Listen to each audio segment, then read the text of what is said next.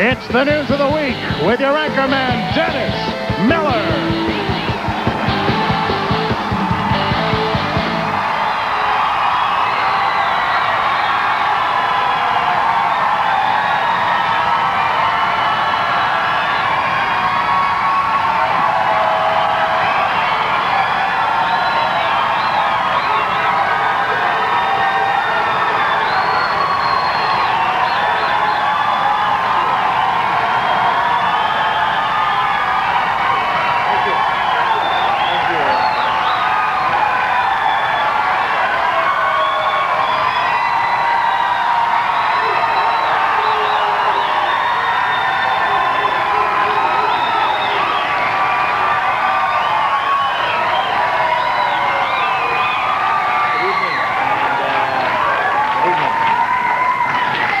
Thank you.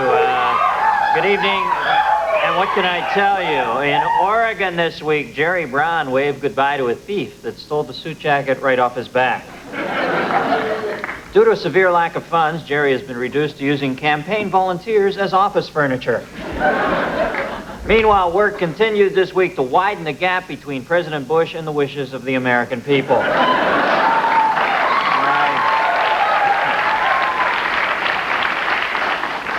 When I open my eyes, abracadabra, this whole domestic mess will just disappear.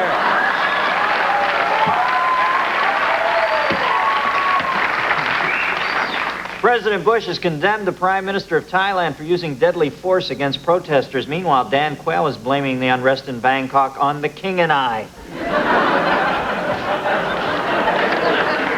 Here, Bush tries to explain to Kazakh. How the hell did Russia break up? What do I... Kazakhstan leader starts with an M.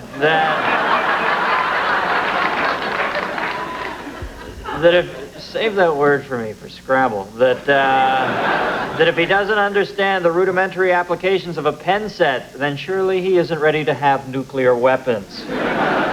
Bush was stunned this week when Senator George Mitchell explained that Johnny was leaving and there was absolutely nothing he could do about it.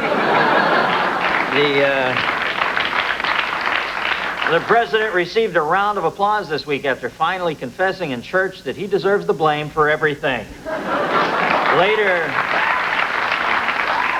Later, Bush received an honorary Doctor of the Recession degree.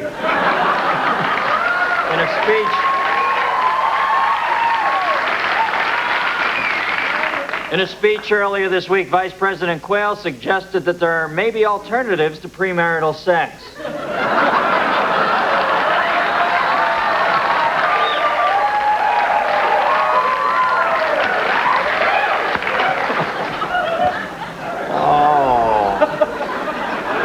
Having submitted over 9,000 signed petitions for Ross Perot at a Florida elections office, Patricia Mute beams as she chooses from an array of prizes that include a Daisy air rifle, sea monkeys, and a shiny red bicycle. Mikhail and Reza Gorbachev entertain UN Secretary General Boutros Ghali with the old light the bag of dog poop, ring the bell, and run gag. Boutros, shake your Boutros. After losing this week's election, Imelda Marcos accused the Philippines of fraud. The Philippines then accused Imelda of being a big, fat, phony cow. Oh, that felt good. Tensions remained high this week in Bangkok. Sarajevo. Beirut. Or is that L.A.? No, I think I was right the first time. That's Bangkok. Okay. All over the world, people reacted to Dan Quayle's statement about Murphy Brown's unwed mother character. After a week in space, the space shuttle Endeavour landed safely back home. Upon landing, crew leader Dan Brandenstein was quick to point out where the men's room was. We have two jokes for this next picture. We'll let you decide which is best. First, Sigourney Weaver attended a premiere of Alien 3 where she endured the embrace of this studio executive. Or, here we see Alien star Sigourney Weaver posing with the alien from her new movie. Moments before, Dan Quayle jumped from the audience yelling, "He's got her! He's got her!"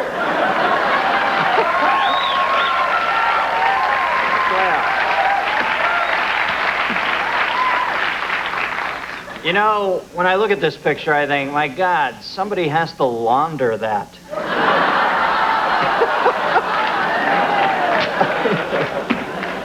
The Old Glory Condom Company is trying to market a condom package with the logo of a flag. The condom itself will not have the flag on it because most guys could only hoist it to half-mast. And in West Germany, the new elephant water pick was unveiled this week. In Auburn, Washington, a woman credited an episode of The Simpsons for helping save her 8-year-old son's life. She said her 10-year-old son used the Heimlich maneuver, which he learned by watching the show to save his choking brother. Vice President Dan Quayle said he planned to fly the Simpsons to the White House so he could personally thank them.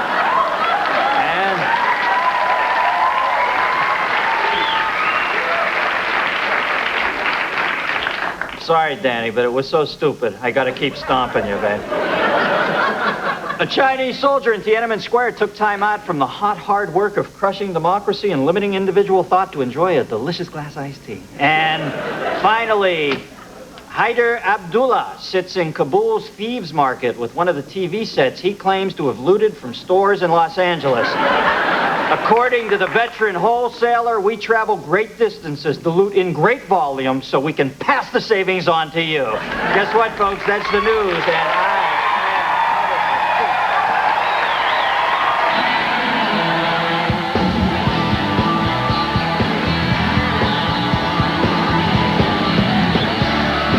From Los Angeles, live on tape, it's the Dennis Miller Show. Tonight, actress Finola Hughes, comedian Bobcat Goldthwait, actress Patrika Darbo, special musical guests Kooper and Richard Thompson.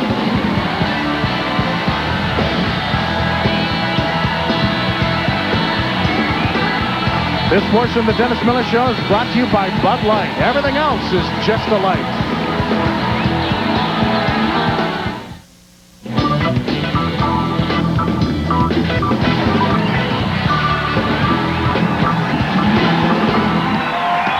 Thank you. Welcome back. Thank you.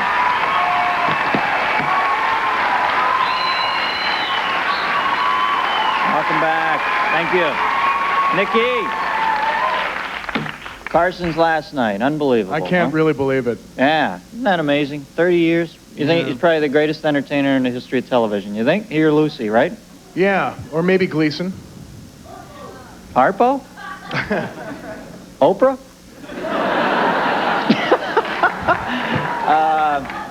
Well, Johnny, we're on tonight. I don't know if you'll be watching us. Maybe he's taping us. But you were the best, man. We'll miss you. Hey, Goldie, who's sitting in with the band tonight, man? Got a couple guys. The great Al Kooper. He's Yeah. recorded with Dylan, Hendrix, and the Stones. Produced Leonard Skinner. Founding member of the Blues Project and Blood, Sweat, and Tears. Wrote Happy Birthday. And super session player. And we got Richard Thompson. Yeah. One of the best guitar players in the world. Thank you, boys. Rolling Stone magazine ranked 2 of his albums among the top 100 albums of all time. Beautiful.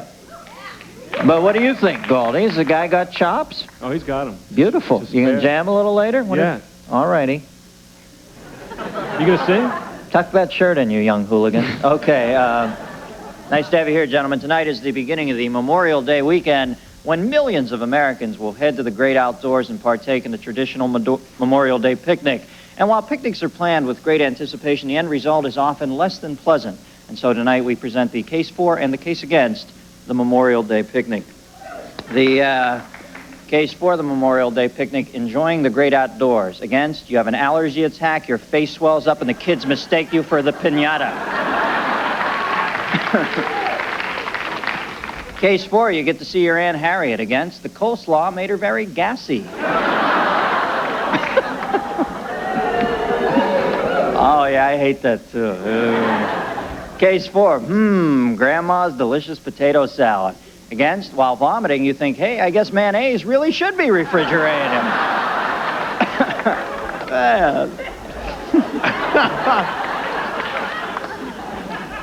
Case 4, an exhilarating game of volleyball with your loving family against an infuriating game of ignore the family pathology with your dysfunctional parents. Case 4, you have your picnic at a campsite against starving Metallica fans just off a Jack Daniels binge. Mooch all your food.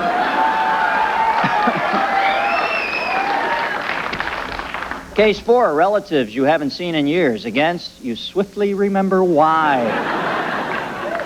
Case 4, it's fun to slice up the watermelon against, hey, whose thumb is this? Case 4, tying your legs together with your friend for the three-legged race against, hey, that's not my leg. And finally, the case for the Memorial Day picnic, it trumpets the arrival of summer against, what the hell difference does it make what I say? You're all watching Carson anyway, yeah. You're for and against.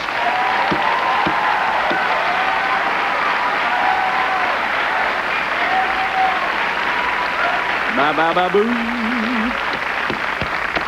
Ba-ba-ba-boo. Beautiful. My first guest won an Emmy for her General Hospital role as Anna Devane and has since jumped to primetime to co-star in the new series Jack's Place, which debuts May 26th on ABC. Please welcome Finola Hughes. I'm sorry.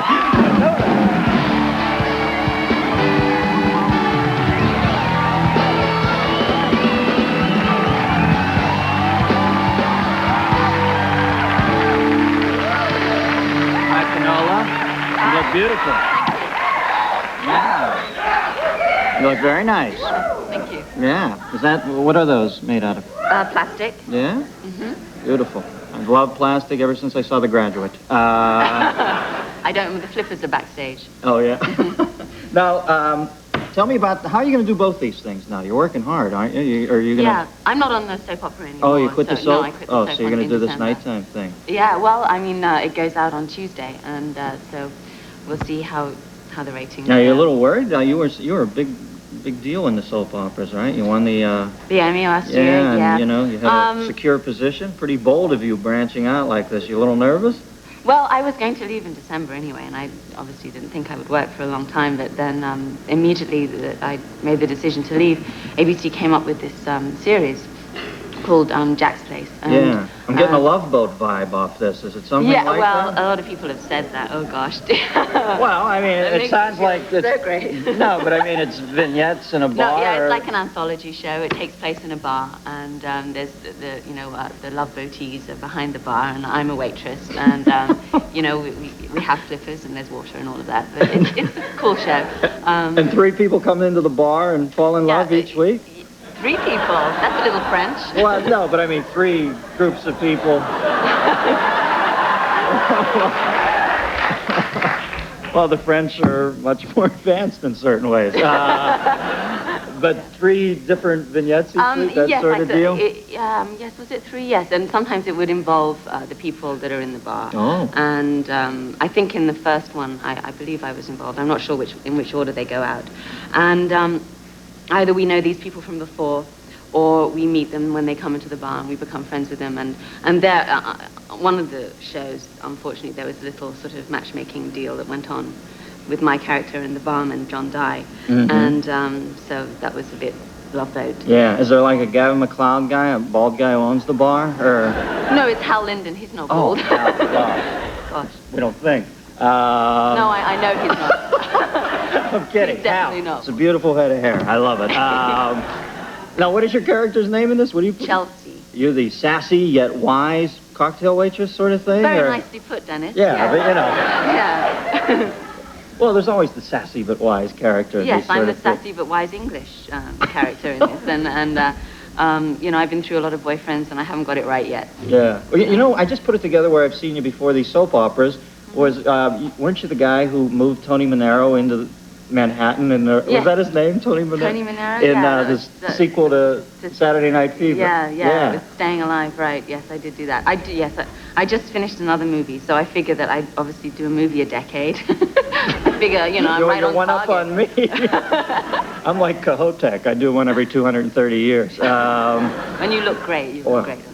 Thank you. What was the movie you just did? What were you just working on? I just did a movie called Aspen, or Aspen Extreme. I'm not sure what they'll call it yet. And what happens in Aspen? Anything, or is it vapid, or what's happening out there? Aspen is the most extraordinary place I've ever been to. And I've been, I've lived in Europe, and I've been to East Berlin and West Berlin and everywhere. And Aspen, it makes you appreciate the genuineness of a Hollywood party when you go to Aspen.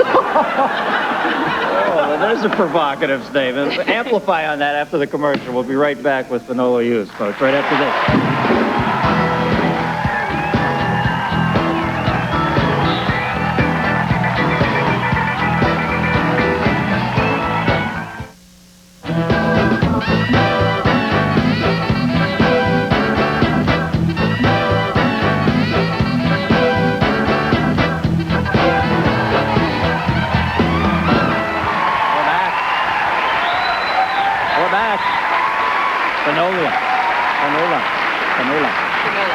Finola. I'm having trouble with that for some reason. You're my first Finola I've met. No, actually, my wife has an English friend named Finola Flanagan. Do you know her? Flanagan, yes. Yeah, an actress. Yeah, Irish. Hey, now tell me about Aspen in the spring. Certainly has to be one of the most beautiful places on the planet Earth. Yes, certainly is. How did you go off it? So, what went on there that drove you off the place?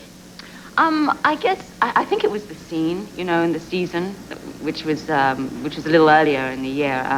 I'm not sure when I was up there anyway. It was 2 months ago when I was up there, and all the skiing was going on, and these extraordinary people, just sort of turn up, and I know the minute that I landed, I just freaked out. I can't be here. I just felt very awkward and. Like the road show of The Player or something? Have you seen The Player? No. Yes, I guess the road show of The Player. I love that line in there where the woman says, "You've embarrassed me in front of 100 of my closest friends. Well, you see, the problem is that my character had a party like that with 300 of my closest friends. Yeah. So my character was very much in the Aspen thing and very rich, and so I had to go out and be in the thick of it. I did, yes, I did. Well, I digress because we have a clip from Jack's place that I wanted to show. Do you have to tell us what's happening here, or will it be explanatory here? I think it's just when the bartender's putting the make on you, maybe? Or? Yeah, I guess I'm talking about yet another boyfriend that's gone under. Yeah. All right, this is from Jack's Place, which debuts, by the way, on May 26th on ABC. Roll it. I've been on my own and working since I was 17. I can spot a man at 50 paces who's cheating on his wife. I can tell you your batting average just by looking at you. And I've got the most uncanny knack of getting incredible clothes on sale. So, why do I always go straight for the guy who's absolutely wrong for me? It's a talent. Yes. Yeah.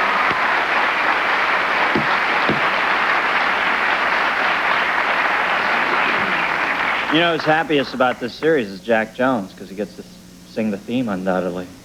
No. Yeah, well, he's saying, well, it's a great song, Jack. I love the extended dance LP. Now, your character, she plays a bit of a baseball stat fanatic, doesn't she? Yes. Now, I presume you... Oh, No. Sorry, at home that must have sounded like kung fu. But you don't know anything about the sport? No, I know nothing. Do you know cricket at all? Oh, that's even worse.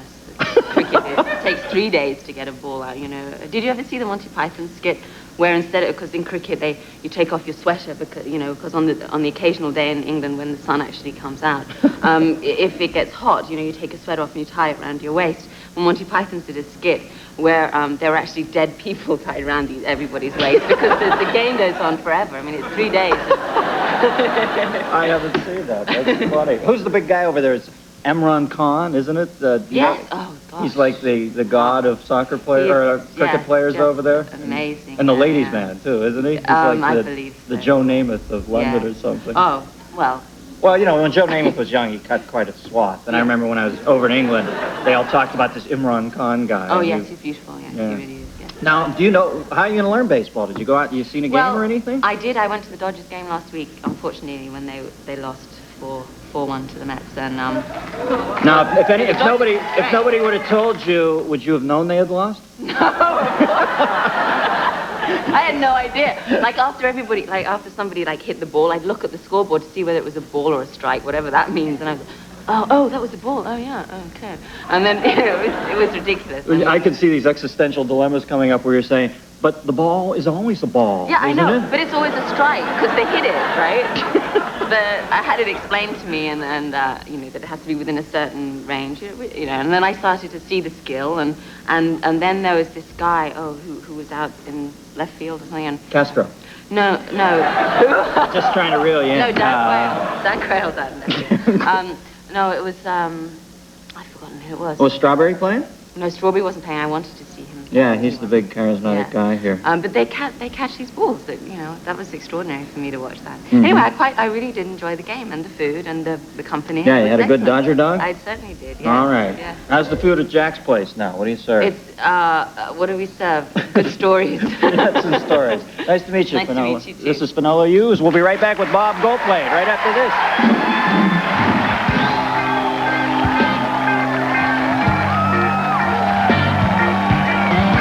This portion of the Dennis Miller Show is brought to you by Pantene Shampoos and Conditioners.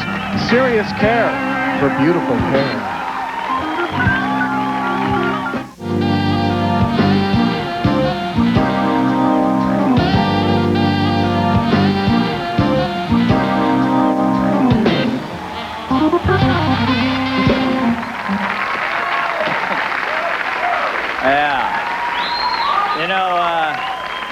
You ever see Mike Myers do Lank Thompson? I'm a handsome guy. Yes. That's what I feel like when I'm sitting out here sometimes. That sort of grin on your face.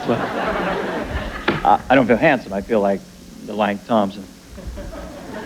My next guest wrote, directed, and starred in his own movie, Shakes the Clown. Please welcome Bobcat Goldthwait. Bobby.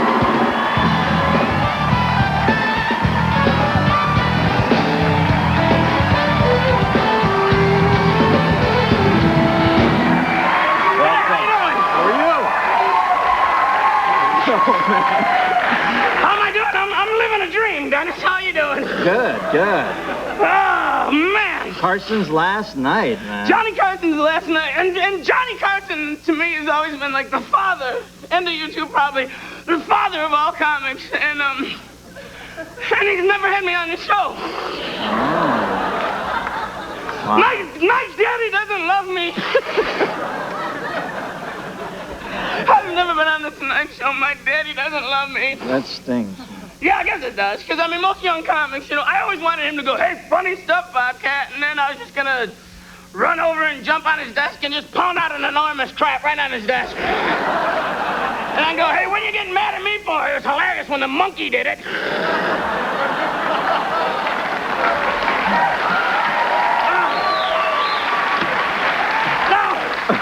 Look, I'm a big fan of the show, and I think you're one of the best comics there is, sincerely. Thanks. And, but, there is nobody watching the show right now.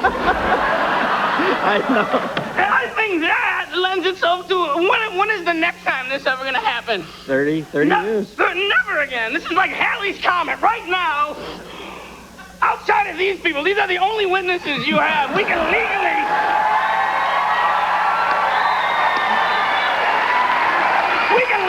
do anything we want. Nobody's watching. As long as they'll just keep their big yak shut, we can legally do anything we want. And well, I wanted to get naked on your show. Oh, don't be. Undies? Undies. Well, what's the point with undies? Well, I might have nightmares. What? Really? Yeah, why don't you go to undies? Well, no, I don't want to go down to my undies, because, I want to go for that chili pepper thing. I don't want to go. Oh, come on, anybody can go down to their undies. Hell, you'll go down to their undies. Tell them this is the last time you can do this. Be free, Dennis. Join me. Take off your clothes. Let's dance around. Let's do some male bonding. I'm free.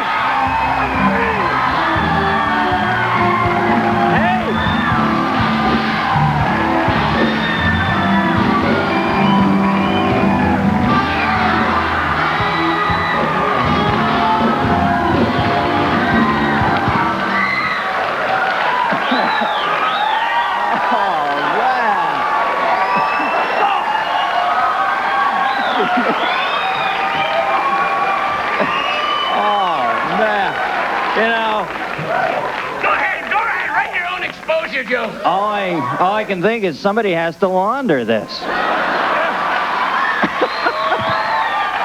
you know. Oh, man. You know, I've been trying to get into the political humor. Oh, this is a perfect... A little more intelligent humor. Do you know what? I just realized that, that by the response, this could actually be like the best of Dennis. This could be in the rerun. Yeah. Well, you know...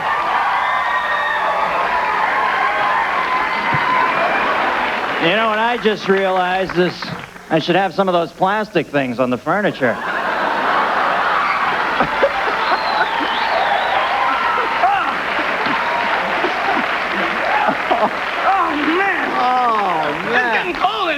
Boy.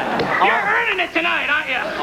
All these years I've known you, I never actually got to see the Bobcat. Well, I was just hoping, you know, they tell you the camera puts on 10 pounds. I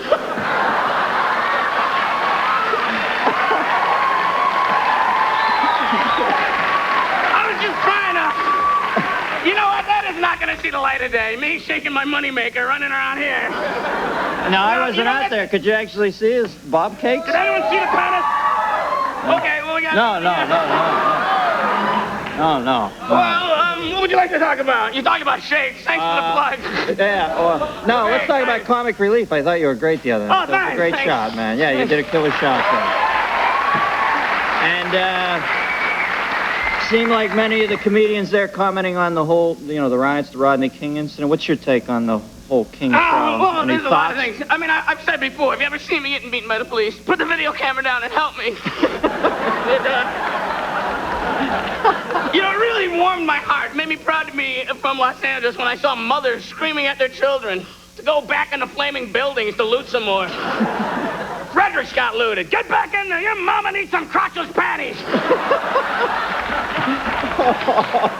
Really made you proud to be an American. Wow. Your father needs some crotchless panties to wear on the Dennis Miller Show. What about Quail? You know, here's the thing. Like, I am...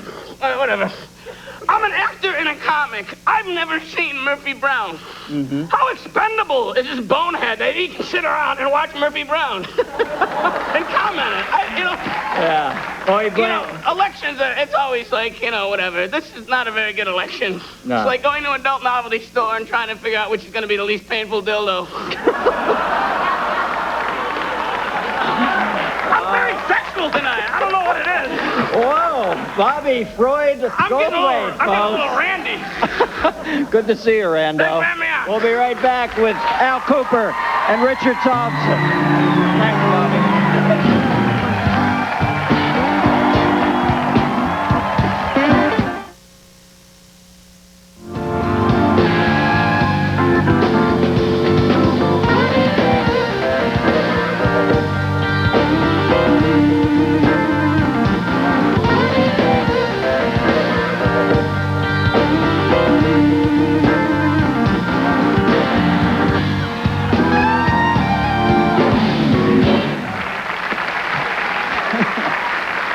You're very considerate.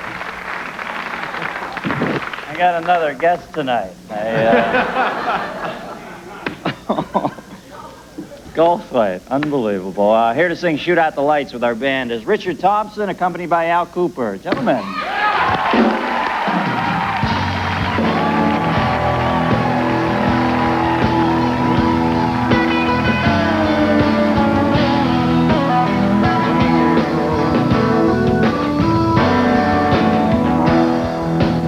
Dark, I can see his face. In the dark, I can reach him. He hides like a child. He hides like a child. He's in his finger on the trigger. We can't stand the day. Shoot out the lights. Shoot out the lights.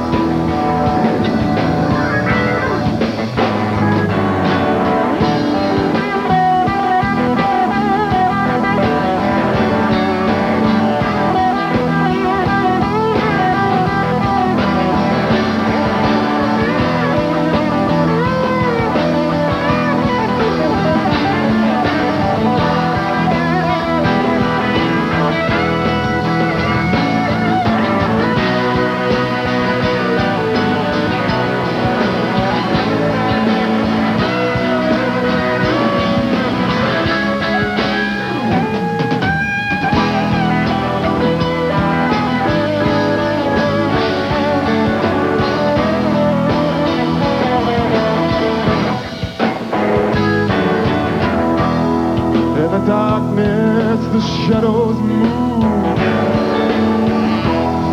In the darkness, the game is real. We'll let it go. We'll let it down. The ocean, a light on today.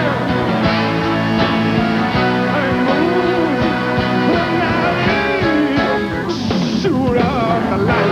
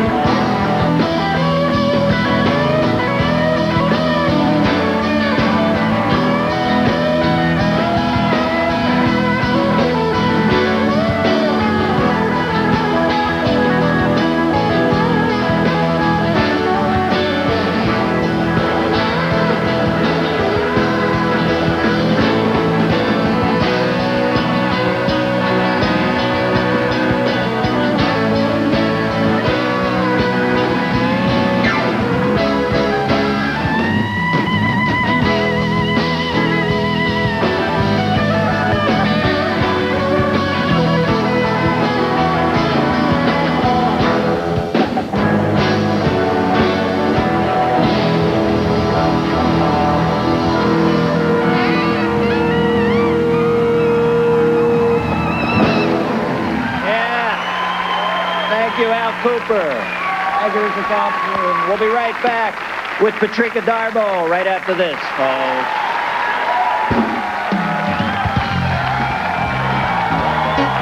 If you're going to be in Los Angeles and would like to attend a taping of the Dennis Miller Show, please drop us a note, care of the Dennis Miller Show. Post Office Box 4150, Hollywood, California 90078, or call us at 818-506-0043.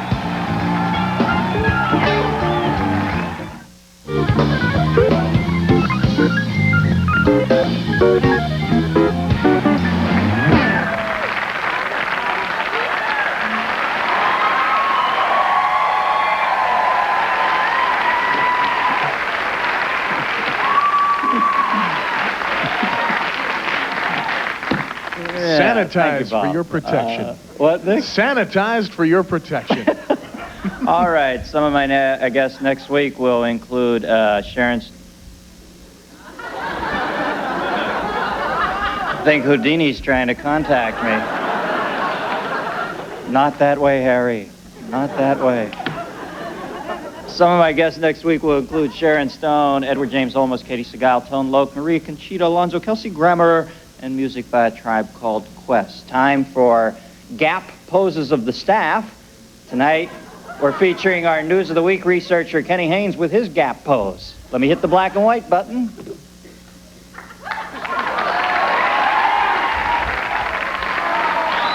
Yeah, nice.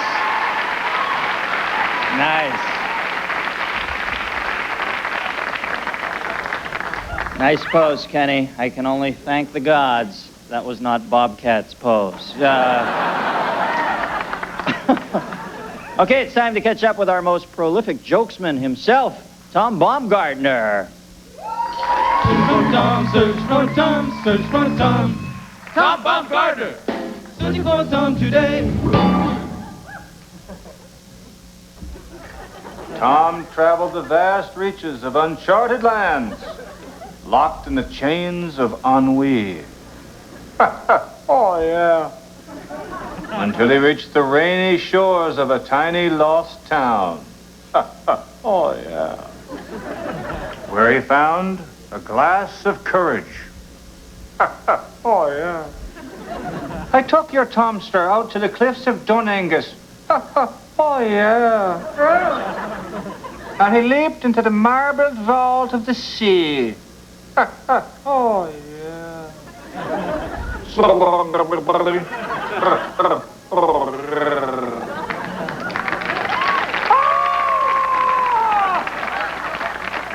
But they never found a body.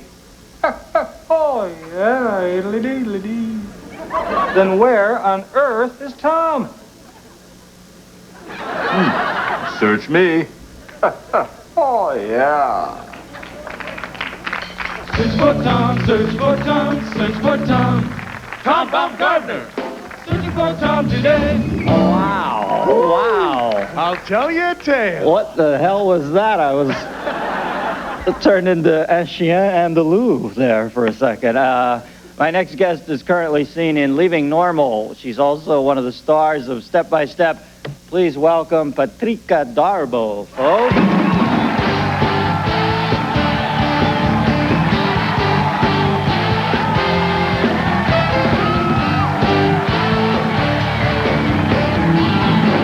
All right. Hi, Patrika. Hi. Is that the actual laugh? Yes, I have to tell you something. He just hugged me and said, I'm so sorry. It's because I had my ass fired tonight from Step by Step, and I ain't on this year. Oh, that's Oh, thank you. Suzanne Summers' show. You Yes, played, yes. I played her sister. and you got, and they picked the show up and they canned picking you? up my option. Wow. Well, good. I'm not sure now whether I'm going to die in a car wreck. I'm just going to disappear. Well, listen, they just canned you, so you can come clean with me and tell me, is that Thigh Master thing working for her or no? It's working for her, but it sure's not doing anything for me.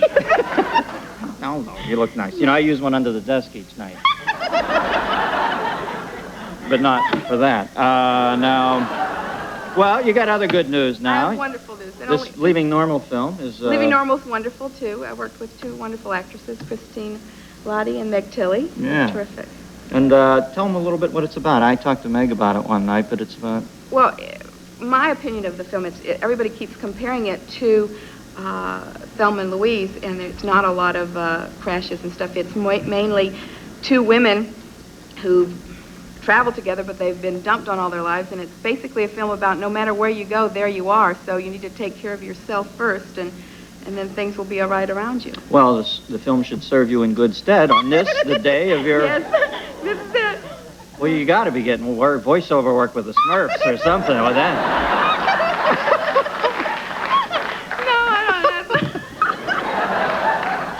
I love that. You could build a whole career around that. Well, I'm available. I just had this weird thing where the guy who announced the Hindenburg disaster had that laugh. The humanity. It's so awful. Now, your career, you took off after you did The Tonight Show the first time, huh? It's kind of an odd twist of fate So that here you are. Last night, and I started there. Yes, How was Johnny to you? How did you find the experience? For me, it was wonderful. It was first of all, being nervous, the same as being nervous coming on your show anytime you do things like that. But Johnny Carson, to most young actors and actresses starting out, is if you make it to the Carson show, you've like made it. This is it. Yeah. And it was so. And after that, it was.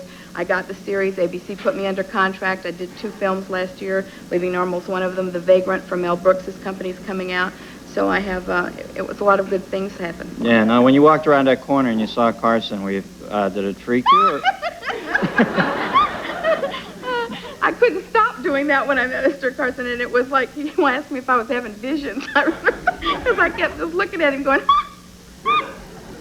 So it was exciting. Now, the first time you did that, did your parents have Max von Sydow over to the house, or what? No, it just comes out. I can't help it.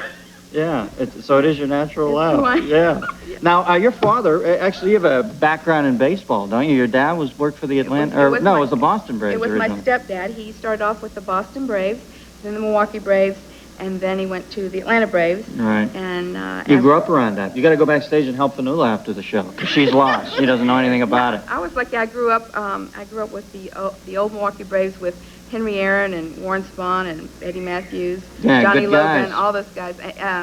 Henry Aaron was the first ball player I ever met, which was terrific, and he was a wonderful guy. My dad saw him hit every one of his home runs but 2 when my dad was in the hospital because of cancer that he passed away from. So.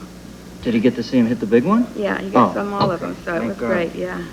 Now, what's your take on Quail the other day? I want to ask women about this. Now, I don't know what Quail... Well, I mean, what do you think he was thinking? What's the basic thought? Was the basic thought good, that families are good? I don't think he was thinking. That's the problem.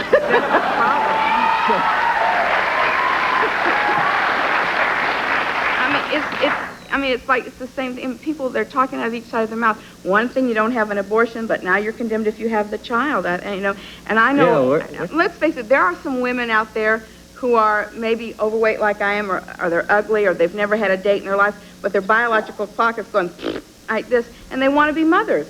But there's nobody there to be a father or ever ask them. So are they not to have children because they can't find somebody to marry them? I mean, does that make sense? I mean, right, if you wanted to have a child but there was no man available, are you supposed to give up your biological and not be able to do it? I mean, that seems wrong to me. Yeah, but you know what, I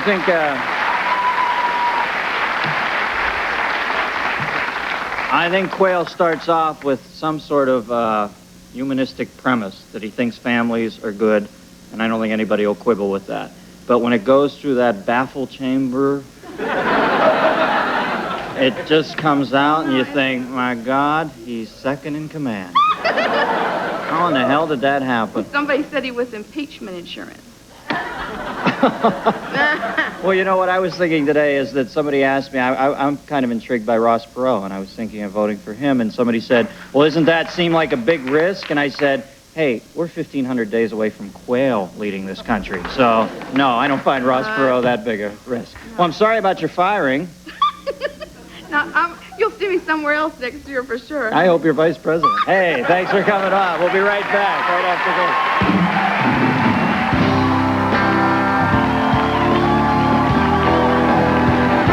This portion of the Dennis Miller Show is brought to you by Hyundai, makers of the Excel, Scoop, Sonata, and the brand new Elantra.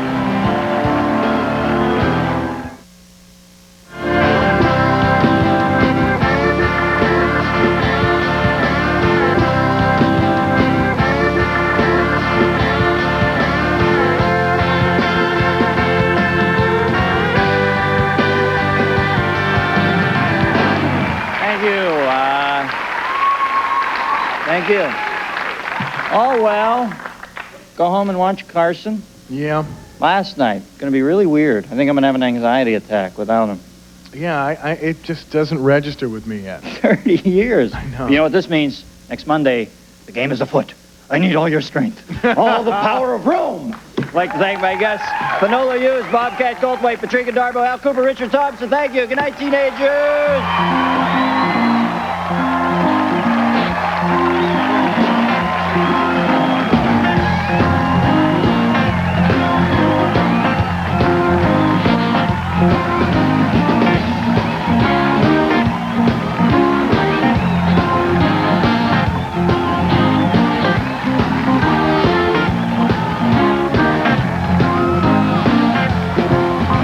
When in Los Angeles, guests of the Dennis Miller Show stay at the St. James Club and Hotel.